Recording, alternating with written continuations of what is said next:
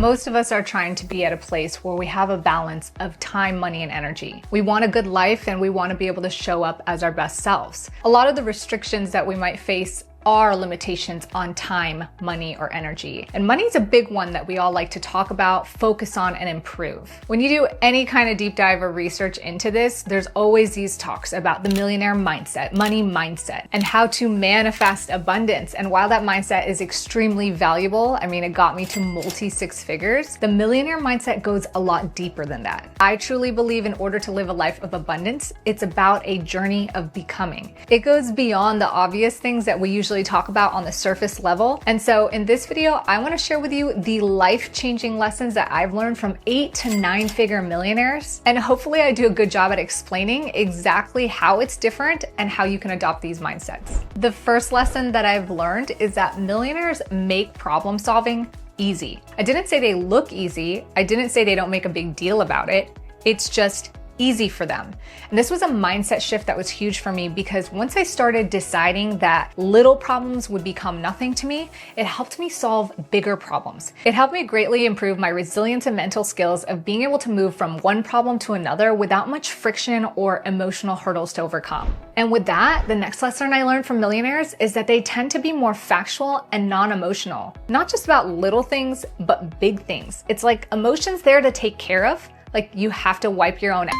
But at the same time, it's not a part of the equation when it comes to actually solving the problem and moving forward. Millionaires are aware of and value their reputation. The way they behave, the way they respond to things greatly reflects that. Additionally, they just don't have time to get hung up on their own emotions. We're human. That kind of stuff happens. It's normal to be stressed, disappointed, overwhelmed. Their thought process is, what can we do about it now? They value their time much more than validating their own ego. That leads me to the next lesson that I learned. They value their time over their own ego, but they also value their time over money. DIY six-figure earners tend to want to do everything themselves. They want to be in control and they want to save themselves money, but in doing so, they keep themselves from being able to grow. Millionaires are really good at allocating their money so they can delegate tasks and give themselves back extra time so that they can scale their growth. A lesson I faced when first learning to scale was taking the time that I acquired delegating tasks and actually converting it to a higher ROI. It's easy to busy yourself with tasks that were on your back burner and a huge endless list of to-dos,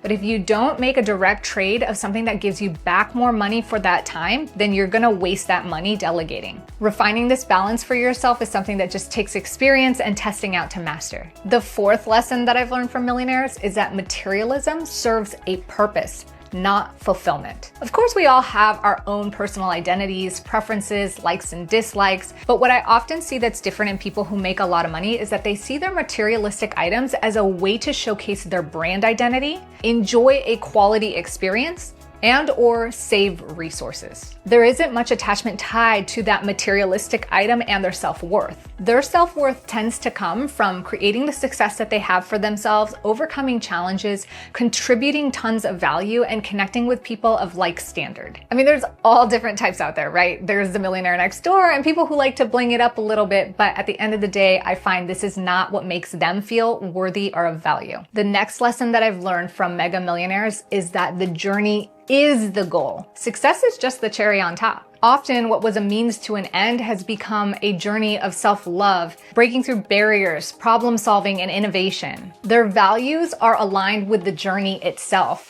So it kind of looks like they work too much because they really love the work. This is why a lot of those millionaires and successful folks never seem to burn out. It's the actual process, the challenges, the hurdles, the evolution, and the unknown that is what's invigorating. Lesson number 6 is that they collect tons of data. They don't hope, they don't guess, they don't speculate. They collect data by taking action, learning from their failures, and experimenting with new ideas. This gives them clear awareness of what to do, what not to do. Taking tons of action repetitively gives them competence and confidence above the norm, above the market, and it gives them that cutting edge to stay ahead of the curve and continue to promote competition within the economy. They feed off of this because they love knowing that their efforts drive metrics towards success. One thing that I've learned is that mega millionaires, without a doubt, will not hesitate to spend money on their mind and body. Remember, they're all about saving time. So instead of DIYing things, trying to figure stuff out, they're very quick to hire intellect and wisdom to pour into their own knowledge and skills. They also want to make sure that their health and longevity continues to exist so that they can continue their work and enjoy the fruition of their labor.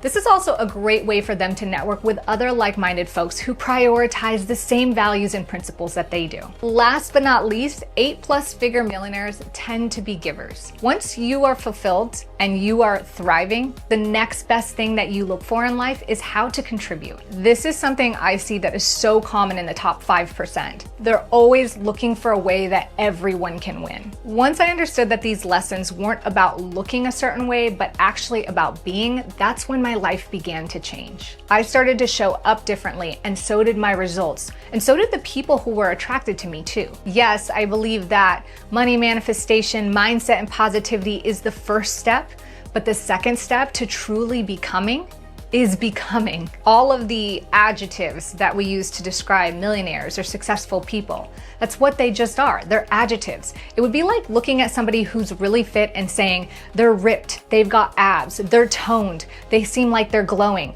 Those are just the aftermath of all the work that they put in. So hopefully this video has helped you shift your perspective to a millionaire mind, even just a little bit. If it has, let me know by hitting thumbs up. Share your thoughts with the community in the comments below, and I'll catch you here next time for another way to level up your time, money, and energy. Ciao for now.